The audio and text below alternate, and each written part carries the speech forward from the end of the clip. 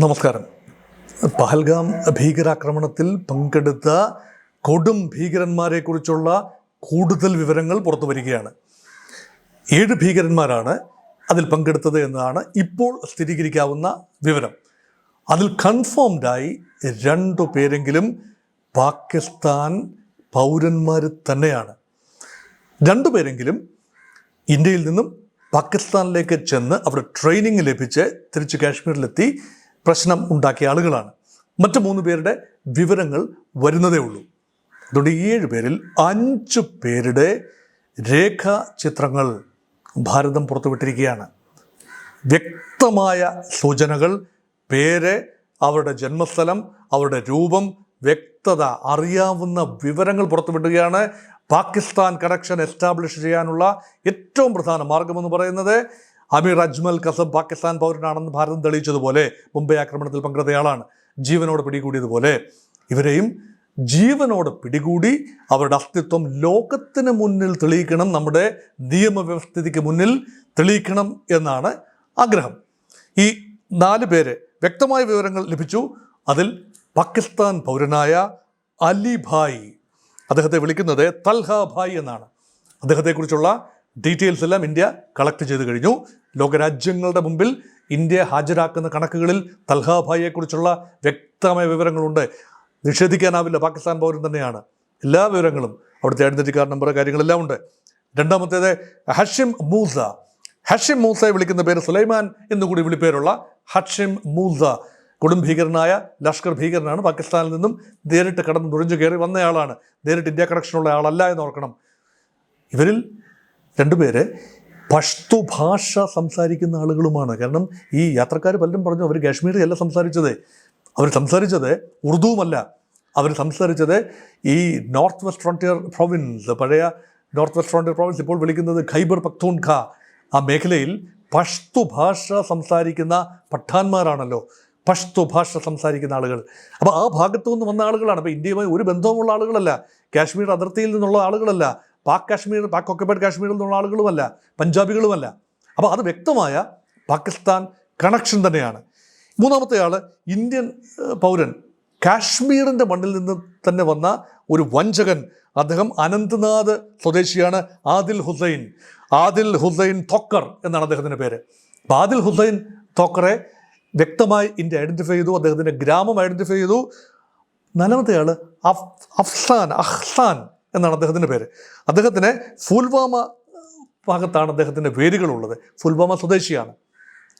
ഇപ്പോൾ കേൾക്കുന്ന വിവരം, ഇന്ത്യയിൽ നിന്ന് ഇന്ത്യൻ ഐഡൻറ്റിറ്റി ഉള്ള ഈ 2 പേർ, അവരുടെ ഭവനങ്ങളിൽ, അവരുടെ വാസസ്ഥലങ്ങളിൽ ഇന്ത്യ വലിയ തോതിലുള്ള ആക്രമണം നടത്തിയിരിക്കുന്നു, മുച്ചൂടും കുഴി തോണ്ടിയിരിക്കുന്നു.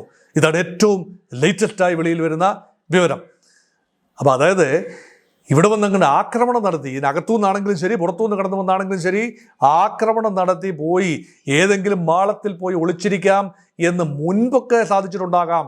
അങ്ങനെ ഇപ്പോഴും കരുതുന്നുണ്ടെങ്കിൽ അവർ മൂഢന്മാരുടെ സ്വർഗത്തിലായിരിക്കും ജീവിക്കുന്നത് എന്ന ഇന്ത്യയുടെ ശക്തമായ നടപടിയും താക്കീതും അത് സംഭവിച്ചു കഴിഞ്ഞു. ഇനിയുള്ള പ്രധാന ചോദ്യം അവരെവിടെ എന്നാണ്. അതാണ് ഈ വീഡിയോയുടെ പ്രധാന ഇതിവൃത്തം. എവിടെ അവർ, ഈ 7 പേർ? ഒരാളെ പോലും ഇതുവരെ, ഇപ്പം ഈ റിപ്പോർട്ട് നിങ്ങളിൽ എത്തുന്നത് വരെ, അല്ലെങ്കിൽ ഞാൻ ഈ റിപ്പോർട്ട് തയ്യാറാക്കുന്നത് വരെ ഒരാളുടെ പോലും ഫിസിക്കൽ ക്യാപ്റ്റിവിറ്റി സംഭവിച്ചതായി അറിവില്ല. അവർ ഈ ആക്രമണം കഴിഞ്ഞ്, ആ പുൽത്തകിടിയിലാണല്ലോ ആക്രമണം നടന്നത്, ഒരു വലിയ പുൽമേടാണ്, ഏക്കർ കണക്കിന് പരന്നു കിടക്കുന്ന മനോഹരമായ സ്ഥലം, പഹൽഗാമിൽ നിന്നും 6 കിലോമീറ്റർ അകലെയുള്ള ആ ഒരു സ്ഥലം. അപ്പോൾ ആ സ്ഥലത്ത് ഈ യഥാർത്ഥത്തിൽ ചുറ്റും പൈൻ ഫോറസ്റ്റുകളാണ്. ആ ചിത്രങ്ങളൊക്കെ നിങ്ങളെല്ലാവരും ടെലിവിഷൻ സ്ക്രീനുകളിൽ ഏറെ കണ്ടതുമാണ്. പൈൻ ഫോറസ്റ്റുകളുടെ മനോഹരമായ ചിത്രം. ആ പൈൻ ഫോറസ്റ്റിലൂടെ കടന്ന് എവിടെയോ ഒളിച്ചിരിക്കണം. അത് ലീഡ് ചെയ്യുന്നത് പീർ പഞ്ചാൽ പർവ്വത നിരകളിലേക്കാണ്, ഹില്ലുകളാണ് പീർ പഞ്ചാൽ. ഇത് ജമ്മു ആൻഡ് കാശ്മീരിൻ്റെ ഇടയ്ക്കുള്ള ഒരു പർവ്വത നിരയാണത്. ആ ഭാഗത്ത് ദുർഘടമാണ്. കോമ്പിംഗ് ഓപ്പറേഷൻ എന്ന് പറയുന്നത് നമുക്ക് ചിന്തിക്കാനാവാത്ത രീതിയിൽ ദുർഘടമായ ഒരു ടെറൈനാണത്. അപ്പോൾ അവിടെ ദിവസങ്ങളോളം ഒളിച്ചിരിക്കാനും ഒക്കെയുള്ള ആഹാരവും എല്ലാം തന്നെ ഈ 7 പേര് കരുതിയിട്ടുണ്ടാവാം. അവരവിടെ നിന്നും എങ്ങനെയെങ്കിലും പാകിസ്ഥാനിലേക്ക് കടക്കണമെന്നാണ് അവരുടെ ആഗ്രഹം. പക്ഷേ ഇവരെ ജീവനോടെ പിടികൂടാൻ അതിശക്തമായ കോമ്പിംഗ് ഓപ്പറേഷനാണ് ചുറ്റുപാടും നടന്നുകൊണ്ടിരിക്കുന്നത്. ആ വനമേഖല മുഴുവൻ വളയുക എന്നുള്ളത് ഭൗതികമായി അത്ര എളുപ്പമുള്ള കാര്യമല്ല. അവിടെയൊക്കെ സഞ്ചരിച്ച സൈനികരോട് സംസാരിച്ചപ്പോൾ മനസ്സിലായി തീർച്ചയായും അത് ദുർഘടമായ പ്രദേശം തന്നെയാണ്. അതുകൊണ്ട് ആ ഒളിയിടത്ത് നിന്നും അവരെ വെളിയിൽ കൊണ്ടുവരണം. അതിനുശേഷം മാത്രമേ കൃത്യമായ ഇൻറ്ററോഗേഷനിലൂടെ മനസ്സിലാകും ടെറർ നെറ്റ്വർക്ക് വർക്ക് ചെയ്യുന്ന രീതി. അവർ TRF ആണല്ലോ ഇപ്പോൾ ഉത്തരവാദിത്തം ഏറ്റെടുത്തിരിക്കുന്നത്, ദി റെസിസ്റ്റൻസ് ഫ്രണ്ട്. പക്ഷേ ആ TRS എന്നത് ലഷ്കർ ഇ തോയ്ബയുടെ പോഷക സംഘടനയാണ്, ഫ്രോണ്ടൽ ഓർഗനൈസേഷനാണ് എന്നത് വ്യക്തമായി നമുക്കറിയാം. പക്ഷേ അതുകൊണ്ട് കാര്യമില്ല, ലോകത്തെ ബോധിപ്പിക്കണം. അപ്പോൾ നമ്മൾ കർശനമായ നിലപാട് ഒരുപക്ഷെ യുദ്ധത്തിലേക്കുൾപ്പെടെ നീങ്ങിയാൽ, ഇപ്പോൾ ജലം തടഞ്ഞു വെച്ചിരിക്കുകയാണ്, അല്ലെ തടഞ്ഞുകൊണ്ടിരിക്കുകയാണ്, പൂർണ്ണമായി തടഞ്ഞിട്ടില്ല എന്ന് ഓർക്കണം. പക്ഷേ ജലം ഏത് നിമിഷവും തടയപ്പെടാം. കാരണം അത് അണക്കെട്ടി, അതിൽ അണക്കെട്ടുകൾ പുതിയത് വരണം, സമയമെടുക്കും, അണക്കെട്ടുകൾ ഉണ്ടാകണം, അതിലേക്ക് വെള്ളം ശേഖരിക്കപ്പെടണം, അതിൻ്റെ തുറന്നു വിടുന്ന വെള്ളത്തിന് തോത് കുറയ്ക്കണം. അങ്ങനെ ഇഞ്ചിഞ്ചായി മാത്രമേ നടക്കൂ. അല്ല ഒറ്റ നിമിഷം കൊണ്ട് പാകിസ്ഥാൻ യഥാർത്ഥത്തിൽ പൊരിവയിലാകത്തൊന്നുമില്ല. അത് സമയമെടുക്കുന്ന കാര്യമാണ്. പക്ഷേ അതിനുള്ളിൽ പരിഹാരം ഉണ്ടാകണമെങ്കിൽ ഈ കാര്യം ലോകത്തെ അറിയിക്കേണ്ടതുണ്ട്. അതുമാത്രമല്ല, ഇവരുടെ യാത്രാപഥങ്ങൾ ട്രാക്ക് ചെയ്യപ്പെടേണ്ട ആവശ്യമുണ്ട്. ഈ രീതി എങ്ങനെയാണ്? ഇപ്പോൾ പുതിയ രീതിയാണ്, പഴയ രീതിയൊന്നുമല്ല. പുതിയ രീതി അനുസരിച്ച് ഈ ഓരോ ചെറുതും വലുതുമായ ഓരോ ആക്രമണത്തിനെയും ബോഡി ക്യാം ഉപയോഗിച്ച് ഷൂട്ട് ചെയ്യും. അത് ചിത്രങ്ങളെടുക്കും. ആ ചിത്രങ്ങൾ ഉപയോഗിച്ചുകൊണ്ട് സോഷ്യൽ മീഡിയയിൽ വലിയ തോതിലുള്ള ചില സെലക്ട് ഗ്രൂപ്പുകളിൽ വലിയ തോതിൽ അത് ഷെയർ ചെയ്യും. അതൊരുപാട് യുവാക്കൾക്ക് ഹരമാണ്, ഈ തോക്കും കൊണ്ടുള്ള പോരാട്ടം. അതുകൊണ്ട് ഈ ഒരു പ്രത്യേക കോസിന് വേണ്ടിയുള്ള പോരാട്ടം. അപ്പോൾ ഈ മനസ്സുകളെ, യുവ മനസ്സുകളെ ഒരുക്കും. അതിനുശേഷം അവരെ ഒരു പ്രത്യേക ക്യാമ്പിലേക്ക്, ഇങ്ങനെയുള്ള താല്പര്യം പ്രകടിപ്പിക്കുന്നവരെ പ്രത്യേക ക്യാമ്പിലേക്ക് നിർത്തുകയാണ്. അപ്പോഴും റിക്രൂട്ട്മെൻറ്റ് സ്റ്റേജ് ആയിട്ടില്ല. എന്നിട്ട് ഈ പറയുന്ന നേതാക്കൾ, ലഷ്കർ ഇ തോയ്ബയുടെ നേതാക്കൾ പലരും വന്ന് തണ്ടറിങ് സ്പീച്ചസ് ആണ് നടത്തുന്നത്. കസൂരിയെ പോലെയുള്ള ആളുകൾ, ഡെപ്യൂട്ടി കമാൻഡൻ്റാണ് അദ്ദേഹം, TRF ഡെപ്യൂട്ടി കമാൻഡൻ്റ് എന്നാണ് അറിയപ്പെടുന്നത്.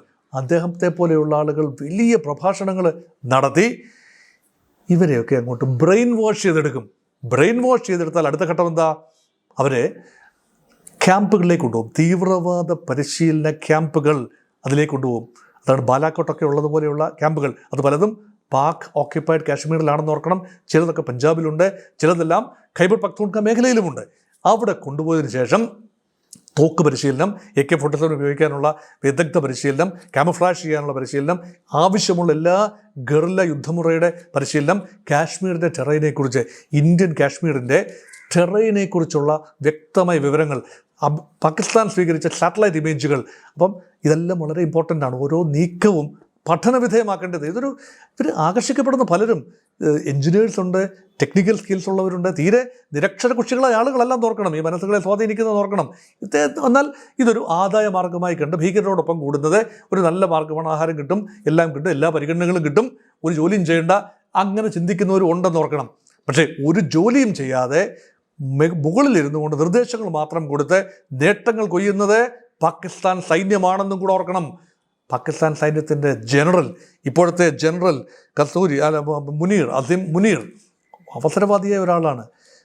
അസിം മുനീറിൻ്റെ ഒരു ബ്രെയിൻ ചൈൽഡ് കൂടിയാണ് ഈ ആക്രമണം എന്ന് കരുതേണ്ടി വരും. ഇതൊക്കെ ഇന്ത്യ തെളിയിക്കാൻ ഇരിക്കുന്ന കാര്യങ്ങളാണ്. ഇവരെ കയ്യിൽ കിട്ടിക്കഴിഞ്ഞാൽ ഇതെല്ലാം തന്നെ ഇട്ടിച്ച് പിഴിഞ്ഞ് പറയിക്കേണ്ടി വരും.